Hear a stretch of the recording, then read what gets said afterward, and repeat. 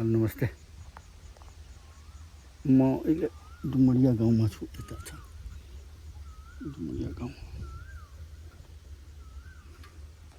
अब हामी लाग्यो यही बाटो एकैचोटि नजरपुर हुँदै लागिहाल्नु बाटो एकैचोटि उडिहाल्नु उता।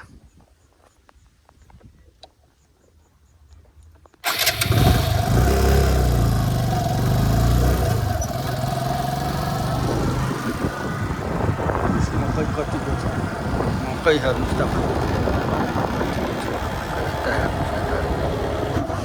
पुरा मकै खेती छ। यता त गहुँ थियो, यता गहुँ कटाइसकेको छ, यता पनि गहुँ थियो, यो पनि कटाइसकेको छ। तर पुरै मकै खेती छ। मकै जहाँ पनि मकै खेती, मकै खेती छ। यो सब पहिलाको डुमरिया गाविस अहिले चन्द्रपुर वार्ड नम्बर 9 मा पर्छ। यो सब